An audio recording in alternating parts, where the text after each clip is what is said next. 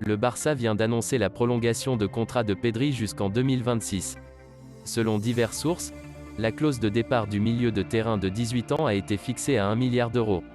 Le Canarien signera son contrat demain, puis, une conférence de presse aura lieu dans la foulée.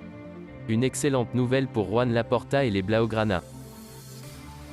Cette trêve internationale pourrait bien laisser Carlo Ancelotti sans défenseurs centraux.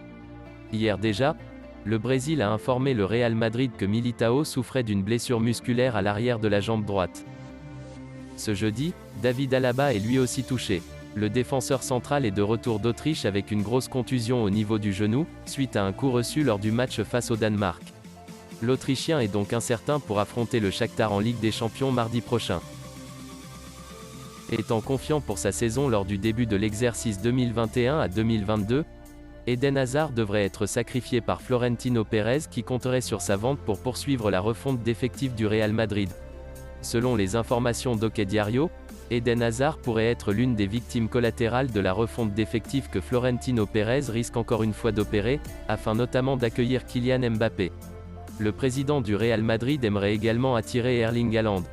Déçu du rendement d'Hazard, le président Pérez pourrait décider de définitivement s'en séparer, alors que Chelsea serait toujours une destination probable pour Hazard. Affaire à suivre.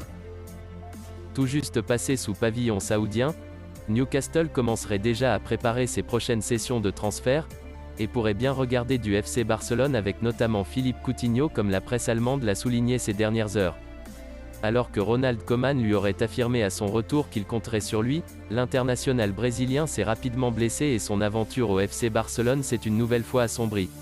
À présent son départ serait à nouveau d'actualité, et le changement de propriétaire à Newcastle avec le rachat du club anglais par le fonds d'investissement public saoudien, pourrait faire les affaires du FC Barcelone. Bien que Sky Sport assure que le FC Barcelone n'aurait pas été concrètement approché que ce soit pour un prêt ou un transfert de Coutinho, du côté de Newcastle ça discuterait sérieusement à en croire les informations divulguées par Sport Bild concernant un transfert de Coutinho. Reste à savoir quel sera le dénouement de cette opération à présent. Alors que Newcastle voudra réaliser un mercato ambitieux cet hiver pour se sauver, Timo Werner serait dans le viseur des Magpies. Si les nouveaux propriétaires saoudiens de Newcastle voudront devenir une des grandes forces de la Premier League dans un futur proche, ils vont avant tout penser à maintenir le club en Premier League, alors que ce dernier est 19e du championnat après 7 journées. Si un directeur sportif et un entraîneur devraient bientôt débarquer chez les Magpies, ces derniers seraient aussi déjà très actifs en coulisses. D'après les informations de Bild, l'équipe du Tyneside serait en contact régulier avec les représentants de Timo Werner. Critiqué depuis son arrivée à Chelsea pour son manque de réussite devant le but, l'international allemand est régulièrement annoncé sur le départ ces dernières semaines même s'il a réalisé un rassemblement d'octobre convaincant avec la Mannschaft. En tout cas, les Magpies ne manquent pas d'ambition et sont prêts à aller piocher chez leurs rivaux alors que les noms de Jesse Lingard, Eric Bailly, Donny van de Beek, Anthony Martial, Wesley Fofana et même Harry Kane sont ressortis ces dernières heures en plus de Werner. Affaire à suivre. Phil Foden 6 matchs et 2 buts toutes compétitions cette saison, va poursuivre son histoire d'amour avec Manchester City.